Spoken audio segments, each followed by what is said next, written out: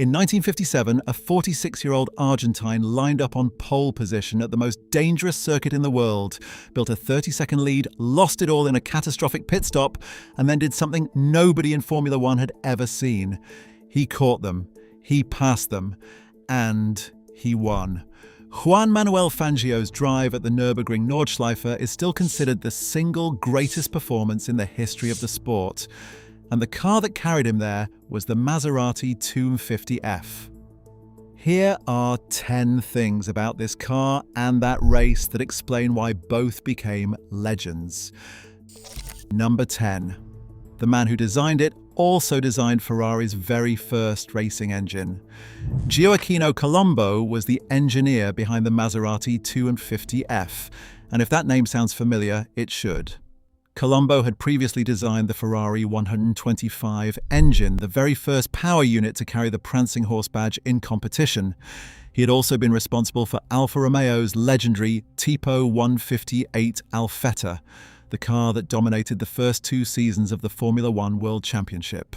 When Colombo arrived at Maserati in the early 50s, he brought decades of experience building engines that won races. The 250F's 2.5-litre straight six was his crowning achievement. It was not the highest output engine on the grid. It did not have the most advanced technology. What it had was balance. The engine sat low in a tubular aluminium chassis with independent front suspension and a de Dion rear axle. The whole car weighed just over 600 kilograms. Fangio later said he loved that Maserati. He told journalist Nigel Roebuck that it was beautifully balanced and that he felt he could do anything with it. From a man who had driven for Alfa Romeo, Mercedes and Ferrari, that is not a small compliment. Number 9. It won its very first race. The Maserati 250F made its competitive debut at the 1954 Argentine Grand Prix in Buenos Aires, and Juan Manuel Fangio put it on pole position and won. That is not normal for a brand new racing car. Most constructors spend an entire season sorting out reliability problems before they start winning.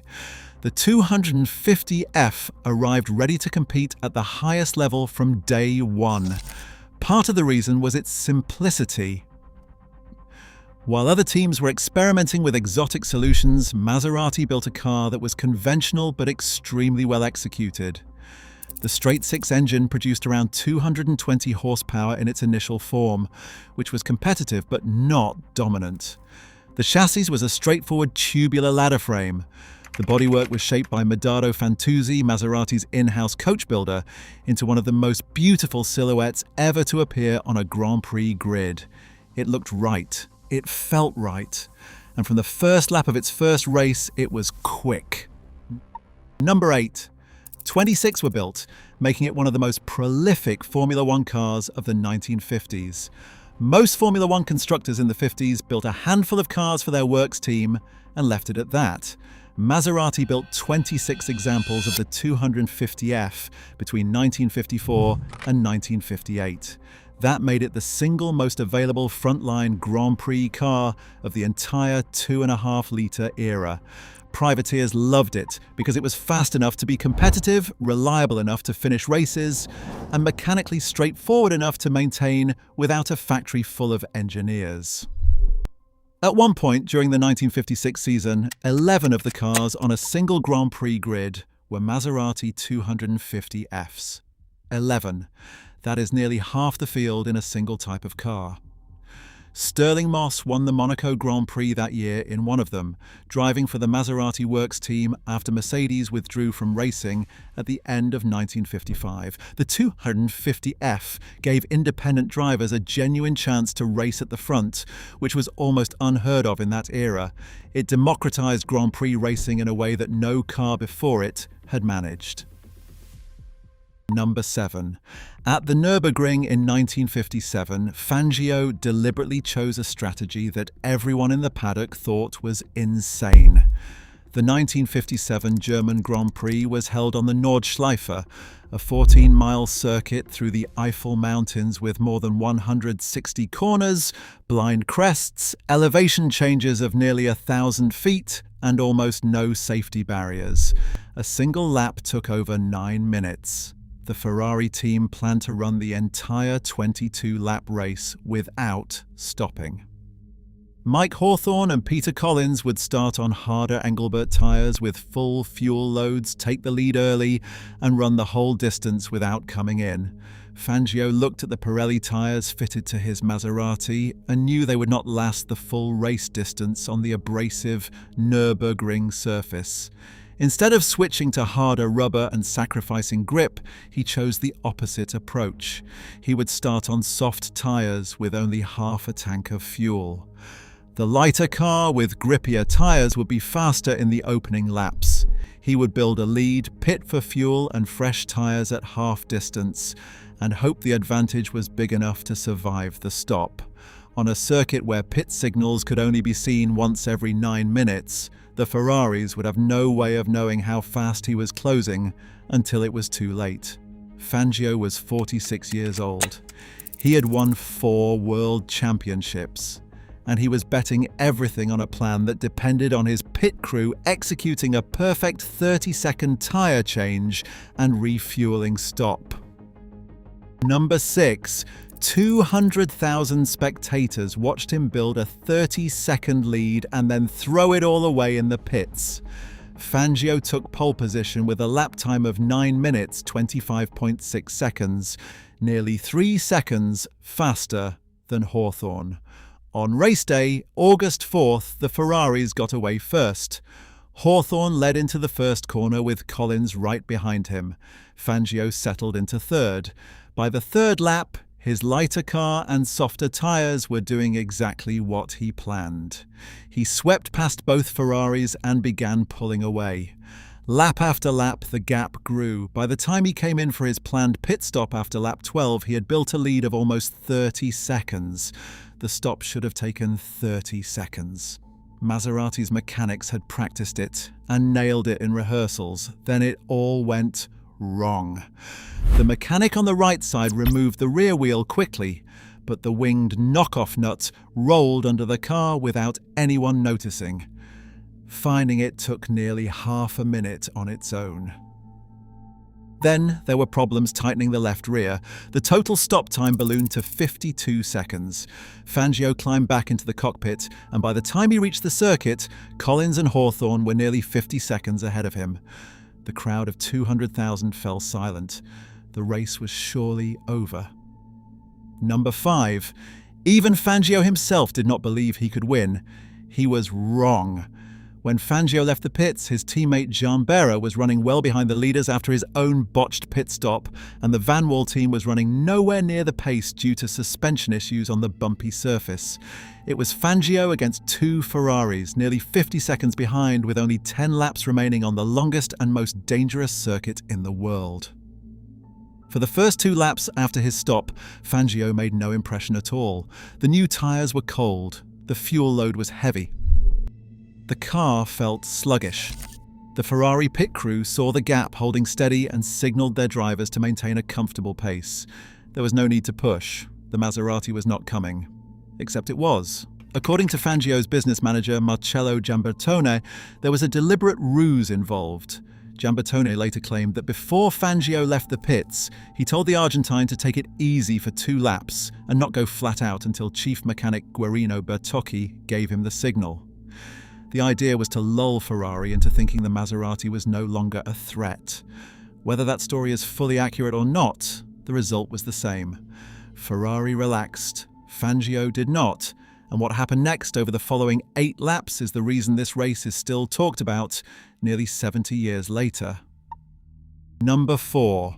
He broke the lap record 9 times in 10 laps.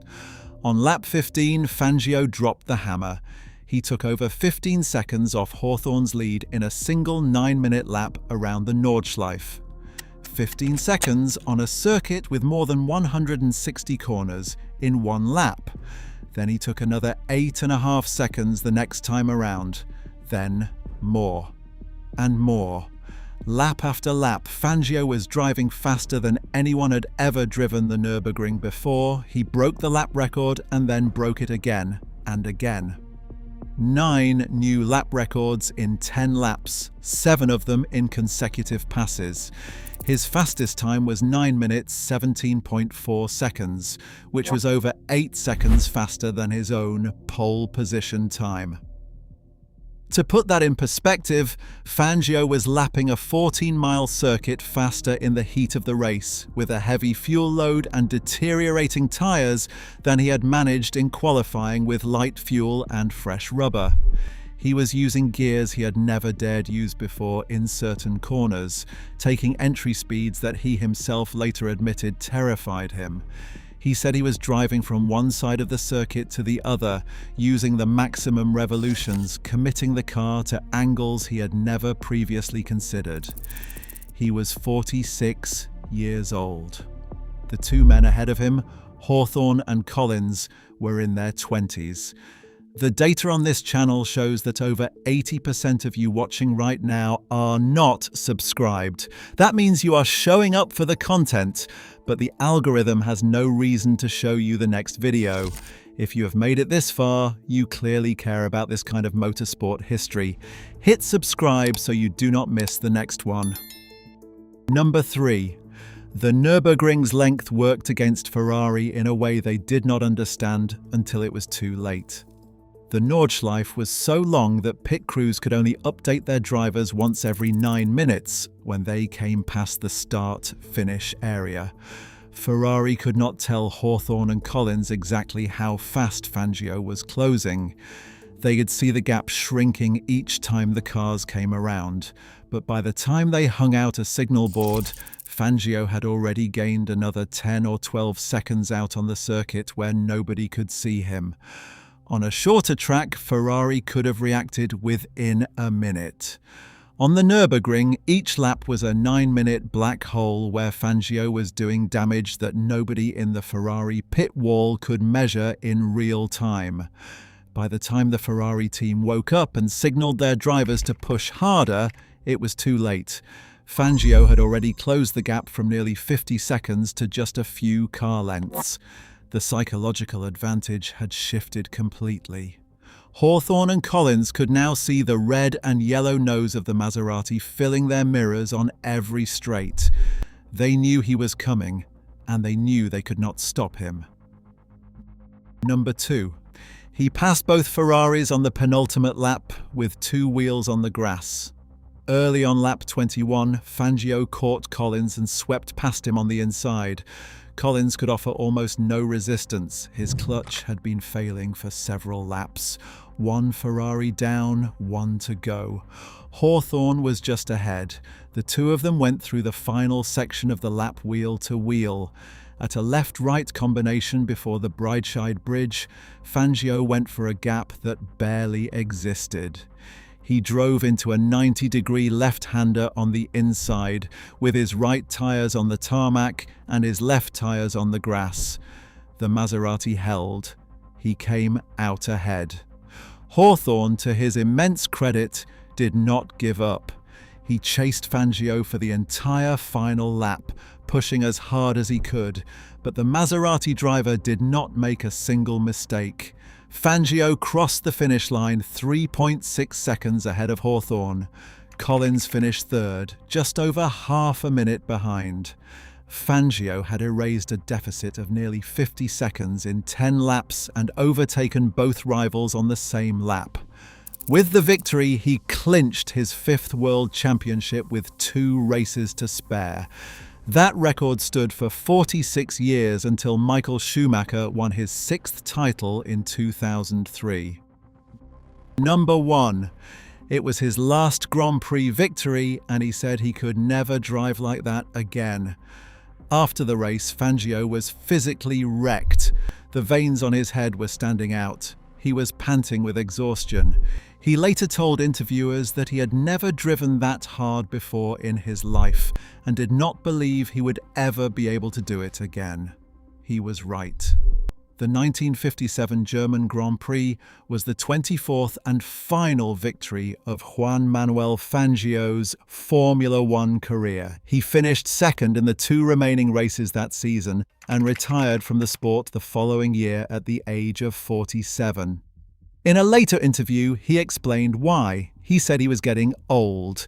He said that during the 1958 French Grand Prix, he watched Luigi Musso crash and die right in front of him, and while driving, he started asking himself what he was still doing there. The Nürburgring victory haunted him in a different way.